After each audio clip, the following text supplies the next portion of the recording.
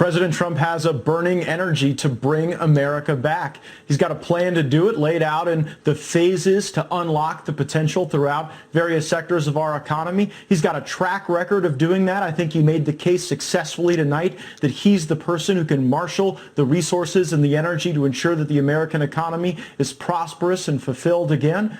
And the president also understands that it's these America first, positive populism values that have to animate the decisions we make going forward about bringing those jobs back, protecting the American worker. And there is no greater cheerleader for American innovation than President Trump. You heard that when he talked about vaccines. But I think where the president was at his best tonight was when he really showed his heart, when he talked about his own friend who had passed away as a consequence of the coronavirus and how it affected him, to watch body bags being stacked up that our beloved Americans might find themselves in. And I think he really showed the American people, and I think we all saw how helpful the president can be when you have two great journalists like Bret Baier and Martha MacCallum asking real questions rather than just having Jim Acosta trying to provoke the president instead of actually learn how our country can get through this crisis together. Are you going to urge the nation's universities and schools to go back in September? I am. I want them to go back. We have to get our country back, yeah. I don't want to do this forever.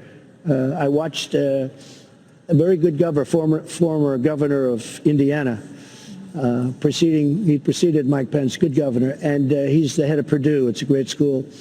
And I saw him the other day. He wants to go back. He's going back. Purdue, big school, fantastic. They're going back. We have to go back. We have to go back. Matt Gaetz, schools, what do you think? I was talking to one of my constituents recently who said it doesn't matter what business is open, America will not open until the schools are open, because that really is the foundation of American society in a lot of places, how one chooses to educate their children. Now, there's been great advances in digital learning, and we may see a benefit from that going forward in a variety of educational settings, but Lisa Booth's analysis is directly applicable here. If schools, in the absence of teachers and support personnel over a certain age, are some of the most resilient institutions we can have in our society, perhaps we can have them going back in the fall so that we don't lose learning. The president's right also that there are real costs in not having the regular pedagogy process playing out in our communities, because we have to build on that learning from one element of the syllabus and curriculum to the next. Let's just state the obvious here. The governor of Michigan is auditioning to be the vice president of the United States, and so whether things are going well or whether they're going poorly regarding the federal coordination, she exists to be a theatrical critic of the president regardless of the support that's being provided. And if she's having problems with testing, maybe those are her challenges in execution, not the federal government's challenges, because here in Florida, it was just on Friday that Governor DeSantis and I were setting up a mobile testing facility to build confidence where people could drive through and get very rapid results.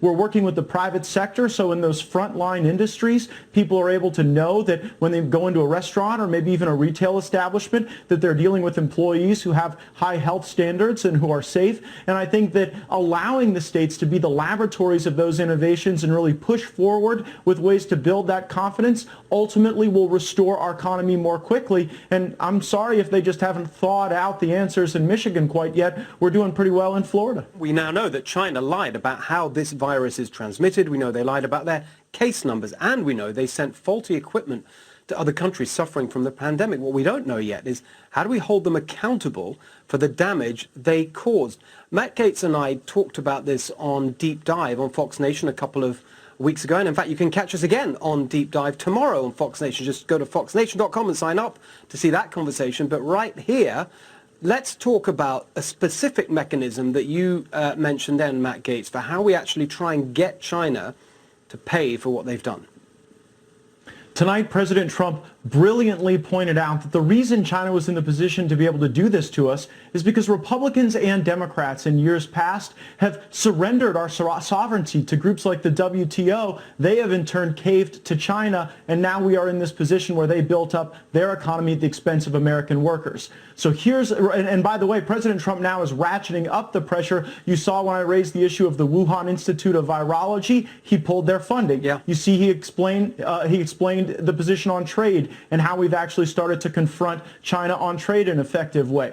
But here's what we should really do to ratchet up the pressure. Instead of bailing out Chinese businesses in the United States, we should seize their assets and put them in receivership to pay damages to Americans who have suffered as a consequence of the Wuhan virus. Here's how we do it. First, we passed the Dan Crenshaw, Tom Cotton legislation to make China financially responsible for the damages they've caused. And then when the lawsuits are ultimately filed to hold China accountable, you don't just let them continue to operate their assets and their businesses in the United States. You use the judicial process to put all of that in receivership. That'll get China's attention. That'll hold them accountable. That will make the American people whole. So, Matt, you got just half a minute to close us out. It's all yours.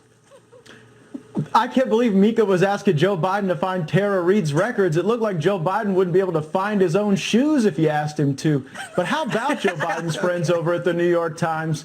They want an investigation, but they want it by, wait for it, the DNC, the very same DNC that paid for Christopher Steele to go and interfere in our election. I'm so sorry, I'm going to have to cut you off because we're out of time. See you next Sunday when the next revolution will be televised.